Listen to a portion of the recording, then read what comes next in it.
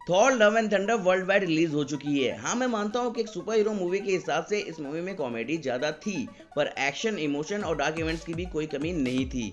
कुछ छोटी छोटी मिस्ट्रीज भी थी और 2 पोस्ट क्रेडिट सीन भी थे, एक मिड क्रेडिट सीन और एक end credit scene. Mid credit scene जहाँ फ्यूचर को सेटअप कर रहा है, वहीं पे एंड क्रेडिट सीन ज्यादा रिलेवेंट तो नहीं है, पर Doctor Strange in the Multiverse of Madness के कंपेयर में बहुत ही अच्छा है। तो आइए इनके बारे में डिटेल में बात करते हैं। तो हेलो दोस्तों, मैं हूं जय और स्वागत करता हूं आपका स्टोरी ऑफ सुपर हीरोज में। आज मैं थॉर लव एंड थंडर की एंडिंग और पोस्ट क्रेडिट सीन को एक्सप्लेन करने वाला हूं। तो इस वीडियो में मूवी से रिलेटेड स्पॉइलर होंगे, तो मेरी रिक्वेस्ट है कि आप इस वीडियो को मूवी देखने के बाद ही देखें। और अगर आपने अभी तक ये चैनल सब्सक्राइब नहीं किया है तो प्लीज सब्सक्राइब करके नोटिफिकेशन ऑन कर लीजिए, ताकि आपको इस तरह की वीडियोस टाइम पर मिलती रहे।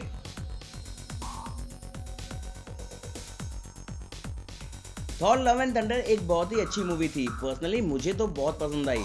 अब मैंने रिव्यू में भी कहा था कि इस मूवी में जोक्स थोड़ा कम करके थोड़ा सीरियस नोट पे बनाते तो ज्यादा अच्छा होता, जिससे गौर का खौफ और ज्यादा नजर आ सकता था। पर कोई बात नहीं, सह लेंगे थोड़ा सा। लेकिन मूवी जितनी कॉमेडी थी, अंत में उतनी ही इमोशनल भी थी। गॉर स्टॉर्मबेकर के बाइफ्रॉस्ट से इटर्निटी का दरवाजा खोलने वाला था। हालांकि थॉर स्टॉर्मबेकर निकालने में कामयाब हो जाता है, पर तब तक इटर्निटी का दरवाजा खुल चुका होता है। अब आप जानते ही हैं कि गॉर इटर्निटी तक पहुंचना ही इसलिए चाहता था ताकि वो अपनी इच्छा पूरी कर सके, यूनिवर्स के सभी गॉड्स को मारने की इच्छा।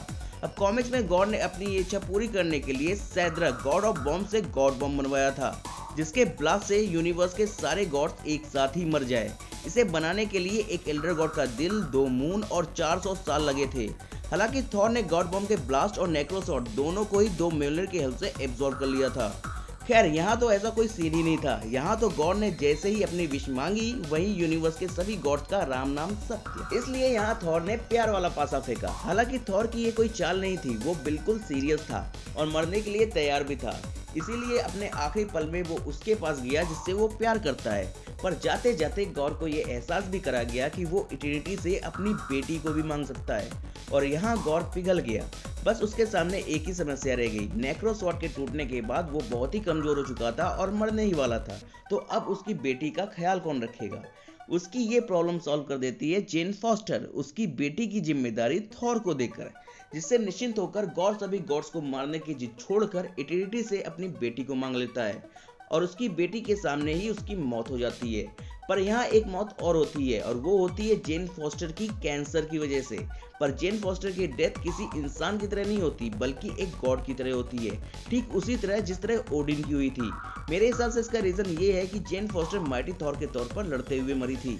इसीलिए एंड क्रेडिट सीन में वो वेलहला पहुंची, जहां हेमडॉल उसका स्वागत करता है और अपने बेटे को बचाने के लिए जेन फॉस्टर को थैंक्स भी कहता है। फाइनली जेन फॉस्टर वेलहला में है।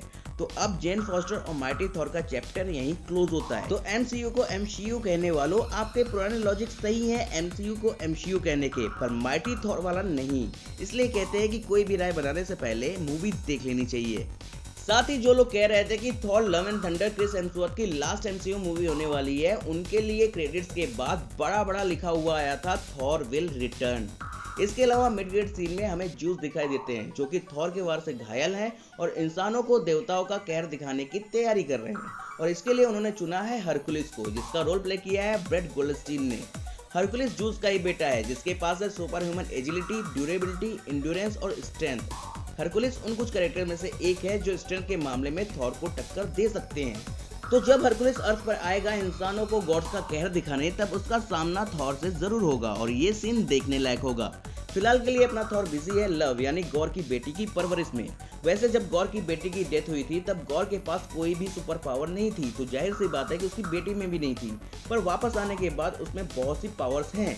तो वो आंखों से लेजर छोड़ सकती है, स्टॉर्मबेकर भी उठा सकती है। इसीलिए कुछ फैंस का मानना है कि वो सिंगुलरिटी है, क्योंकि जब गॉर की विश मांगने के बाद वो वापस आ रही थी, तो उसमें इटर्निटी की झलक नजर आ रही थी। वैसे तो लव की पावर्स और सिंगुलरिटी की पावर्स में बहुत अंतर है, पर इसमें कोई बड़ी बात नहीं होगी कि एमसीयू में उनकी पावर्स को चेंज कर दिया जाए।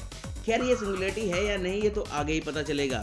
वैसे लव का कैरेक्टर खुद क्रिस हेम्सवर्थ की बेटी इंडिया ने प्ले किया है। साथ ही क्रिस हेम्सवर्थ की वाइफ एल्सा पैटकी भी इस मूवी में नजर आई है। अगर आपने नोटिस किया है तो प्लीज कमेंट्स में बताइए कि उन्होंने कौन सा रोल प्ले किया है, और अगर नहीं पता तो वेट कीजिए मेरी अगली वीडियो का, उसमें मैं बताऊंगा कि एल्सा पैटकी ने थॉर लव एंड थंडर में कौन सा रोल प्ले किया है। तो दोस्तों ये था थॉर लव एंड थंडर की एंडिंग और क्रेडिट सीन का एक्सप्लेनेशन। अगर आपको ये वीडियो पसंद आई हो तो इसे लाइक करें, मुझसे कोई डिटेल मिस हो गई हो तो उसे कमेंट्स में जरूर बताएं, और इस तरह की वीडियोस के लिए हमारे चैनल को सब्सक्राइब करना ना भूलें। Thank you.